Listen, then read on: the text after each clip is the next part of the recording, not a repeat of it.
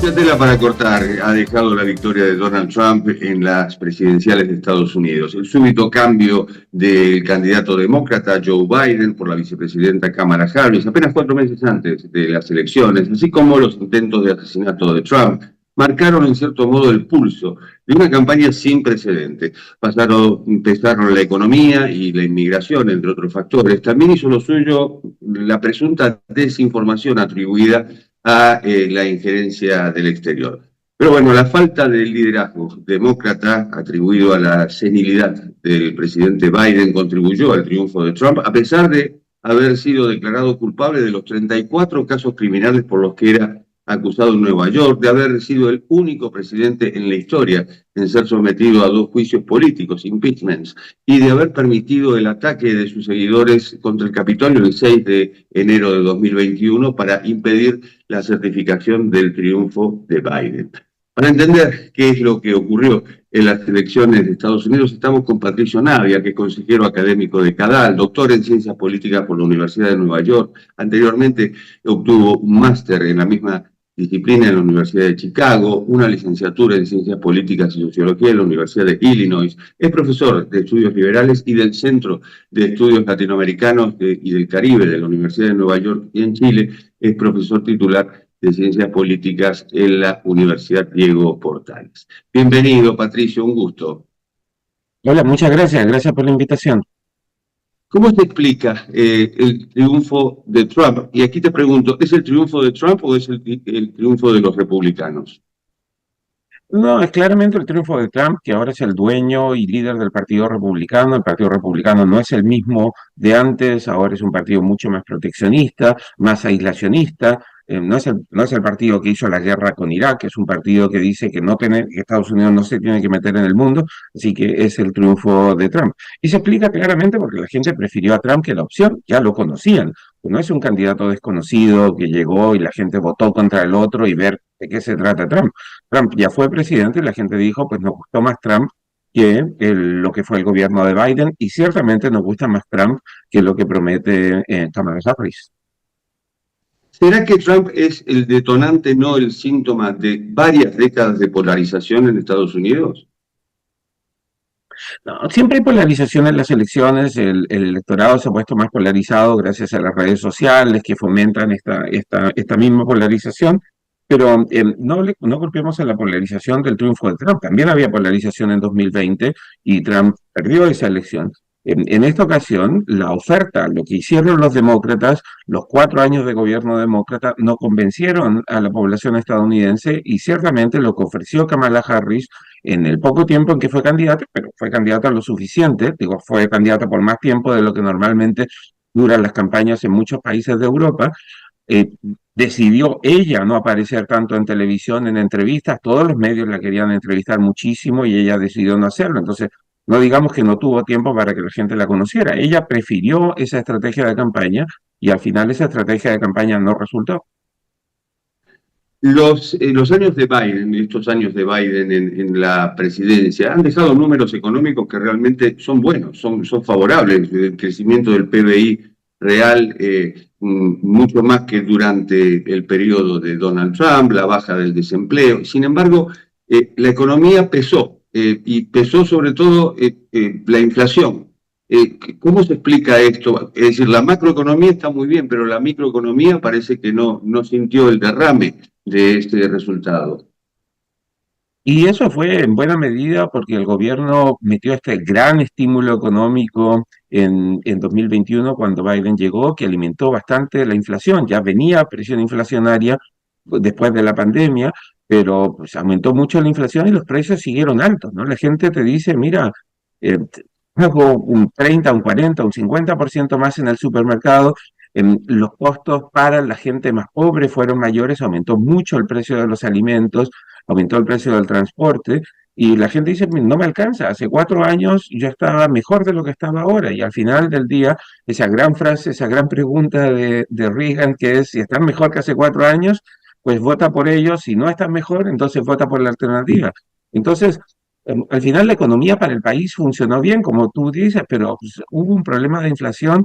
Y lo peor, creo, no solo que hubo un problema de inflación, sino que Kamala Harris tampoco tenía una buena respuesta para decir qué es lo que ella va a hacer de forma distinta a lo que había hecho Joe Biden. Ya era difícil para ella ser medianamente responsable, después de todo era la vicepresidenta de lo que venía ocurriendo, pero más encima no fue capaz de dar una respuesta respecto a qué iba a hacer, cuál era su plan para que este desarrollo económico llegara a todos. Otro dato interesante es el voto de los latinos, que fueron en la campaña el chivo expiatorio de Trump, con insultos inclusive, y votaron en su mayoría justamente el candidato republicano. ¿Cómo se explica eso? Los latinos no son un grupo homogéneo. O sea, si yo te pregunto a ti qué tienes en común con los mexicanos o qué tienes en común con los venezolanos o los puertorriqueños, me vas a decir, bueno, hablamos el mismo idioma, tuvimos la misma historia colonial, pero pues Filipinas también fue colonizada por España y eso no significa que tengas muchas cosas en común con el resto de América Latina. Hay distintos tipos de latinos en Estados Unidos y de hecho la identificación de latino es una identificación más que hace los estadounidenses a la gente que viene de América Latina que los propios latinoamericanos. Tú le preguntas acá en Nueva York a la gente y te dicen yo soy argentino, yo soy mexicano, yo soy venezolano. Entonces esta idea de crear esta categoría de latinos es casi como crear esta categoría de hombres blancos o de blancos en general. Un poco son todos lo mismo. Entonces, creo que sí es importante entender que algunos latinos votaron por Trump por la historia de sus familias, de su migración, los cubanos, los venezolanos, que en general están contra los gobiernos de izquierda, y muchos otros latinos, pues, también usan su billetera, o sea, también votan porque dicen, mira, los precios ya no nos alcanzan. Entonces, eh, todo el mundo sabe cómo es Trump, ya fue presidente, hace las cosas que hace, pero pues al final del día la gente dice, mira, prefiero a alguien que manejó mejor la economía en términos de que hubo menos inflación, a alguien que me trata bien, pero que pues maneja mal la economía y no me alcanza. Es un poco el argumento de, mira, con Trump llegamos a destino, es un tipo grosero, pero es un piloto que pues llevó el avión a destino, aunque nos insultó cuando estábamos adentro del avión y decía cosas malas. Biden es una persona que nos trata súper bien, pero no sabemos si maneja bien el avión, probablemente no, y pues Kamala Harris no sabemos cómo lo va a hacer, porque nunca, pese a que tuvo poco tiempo, pero igual tuvo algo de tiempo, nunca nos logró convencer de que sabía hacer las cosas. ¿Será que aquel inmigrante que llega a Estados Unidos regulariza sus papeles, no quiere más inmigración? Pero la gente en general dice, mira, hay demasiados migrantes. Y no quieren más migración porque entienden que la migración es complicada, ¿no? La gente llega, hay que apoyarla, hay que gastar dinero en ellos. Aquí mismo en Nueva York, que no teníamos esta llegada de inmigrantes, pero que ahora la tenemos porque los gobernadores de Texas y Florida envían buses con inmigrantes a Nueva York todo el tiempo. Hay inmigrantes durmiendo en escuelas, entonces esas escuelas no pueden ser ocupadas por los niños. Tú ves gente, niños latinoamericanos, vendiendo dulces en el metro. Uno dice, mira, esto no es una buena situación. O sea, no podemos permitir que cualquier persona que quiera venir a Estados Unidos venga. Y, y pues la gente entra, pasa la frontera, les dan una audiencia de inmigración y mientras tanto, los 3 años que va a tomar para esa audiencia, pueden vivir en Estados Unidos. La gente dice, mira, esto no debiese ser así, no puede entrar el que quiera entrar, tenemos que tener algún tipo de control en la frontera y eso le hace sentido a mucha gente. Y los demócratas ven la inmigración como una cuestión más bien idealista, ¿no? Tenemos que recibir a todos los que quieren venir, pero el mundo tiene demasiada gente que quiere salir de sus países y quiere ir a países que están económicamente mejor. Esos países no pueden recibir a todos los que quieren venir. Trump va a tener, por primera vez en 4 años, el Senado pasa a ser republicano, la Cámara de Representantes está en eso, el poder de la Corte Suprema de Justicia con mayoría conservadora, va a tener todos los poderes en un puño, y él ha dicho que en los primeros días o primeros meses va a ser una suerte de dictador. ¿Crees que puede cumplir algo así? Estados Unidos tiene instituciones, efectivamente tiene mayoría. Dijo que iba a ser dictador en el primer día, ¿no? Pero en esencia sabemos que Trump es un tipo vengativo, sabemos que Trump también tiene ciertas ideas que de pronto las cambia y hace barbaridades. O sea, ya fue Trump, ya fue presidente por 4 años. Adoptó varias de las políticas que prometió, cometió también muchos errores, se peleó mucho con la gente, fue mucho menos efectivo de lo que podría haber sido, teniendo mayoría también en sus primeros 2 años en el Congreso. Entonces, va a hacer algunas de las cosas que promete, probablemente va a cambiar radicalmente la política exterior estadounidense, va a aumentar el déficit fiscal porque va a volver a bajar los impuestos, entonces va a haber algunas consecuencias claras y evidentes. Otras va a ser más difícil que lo haga. Deportar masivamente a millones de personas es muy costoso, es muy difícil, probablemente no lo va a hacer, va a intentar deportar a criminales que estén en la cárcel, eso lo va a intentar hacer, pero también va a ser difícil porque no siempre se sabe de qué país vienen esas personas y tú no puedes llegar y deportar a México a cualquier persona si no demuestras primero que esas personas son ciudadanas mexicanas. Si llega un guatemalteco, lo vas a tener que mandar en avión a Guatemala, no lo puedes llevar a la frontera de México y dejarlo ahí. Entonces, en, este es un país de instituciones. La Corte Suprema efectivamente es más de derecha, pero también cree en las reglas y tiene que defender las reglas y las leyes. Entonces va a haber muchas de las cosas que prometió hacer que claramente no va a poder hacer. En el teatro de la política exterior, América Latina queda en la segunda bandeja de arriba. ¿Crees que puede haber un cambio en esa materia? Bueno, si efectivamente nombra a Marco Rubio, el senador cubano por la Florida, como secretario de Estado, pues yo sospecho que Marco Rubio querrá hacer algo respecto a Cuba, ¿no? Va a ser su tema más importante y querrá impulsar algún tipo de cambio y reforma en Cuba. La política estadounidense va a ser más aislacionista, va a ser más anti-China, eso va a producir ciertos problemas, pero respecto a América Latina, supongo que Marco Rubio querrá hacer algo respecto a Cuba y respecto a Venezuela. No sé si lo va a poder hacer porque va a tener las manos llenas, pero pues el tipo habla español, entiende América Latina, ha tenido una trayectoria que le preocupa a América Latina, bastante conservador, bastante duro, bastante antiizquierda, y eso debería tener algún tipo de consecuencia. La vez anterior, Estados Unidos falló en nombrar embajadores en varios países de América Latina, ahora ese proceso debiese ser algo más rápido y debiésemos ver algún tipo de cambio en la política de Estados Unidos hacia América Latina. No sé qué tanta fuerza le ponga Estados Unidos, pero al menos en el discurso va a haber un cambio significativo.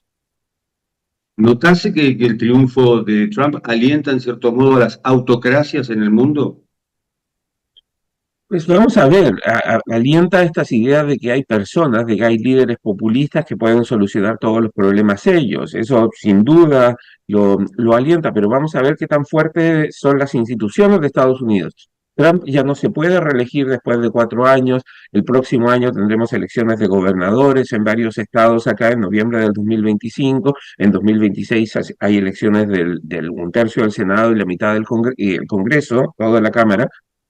Entonces, eh, hay instituciones y eso significa que pues las instituciones veremos qué también funcionan. Yo estoy un poco más confiado en que las instituciones van a funcionar y que Trump no va a hacer todo lo que quiera como presidente.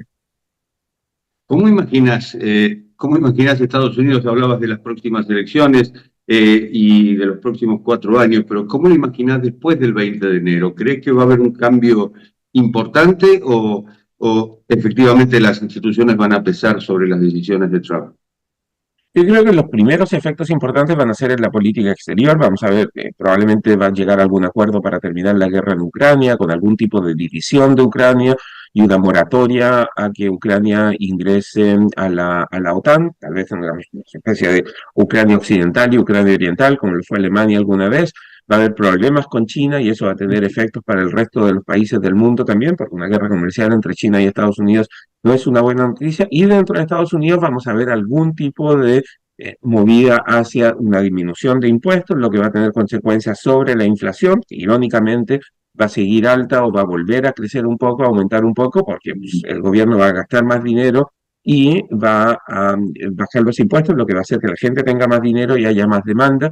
Y tendremos que ver algo también respecto a la migración ilegal, que probablemente va a ser el desafío más complejo para él, porque deportar a millones de personas no es una tarea fácil, va a ser muy costoso, muy difícil y va a dividir y polarizar mucho al país. ¿Y qué me decís de los demócratas? ¿Podrán recomponer el liderazgo? Pues están obligados a hacerlo, ¿no? Vamos a ver si el partido reacciona bien y se va más bien hacia el centro, hacia posiciones más moderadas, o si el partido se radicaliza todavía más hacia la izquierda, que es lo que pretenden algunos. Si se radicaliza más a la izquierda, pues entonces no va a recuperarse tan pronto, pero ya tenemos elecciones el próximo año y probablemente es un partido muy descentralizado en varios estados los líderes más centristas, más moderados, van a tener más fuerza porque los partidos al final del día lo que quieren es ganar elecciones y terminan ajustándose a las posiciones que la gente prefiere. Patricio Navia, profesor, muchas gracias por la clase. Y esto ha sido Cuarto de Hora, el programa de Canal TV que se retransmite por el canal E de Buenos Aires. Nos reencontramos en la próxima. Chao.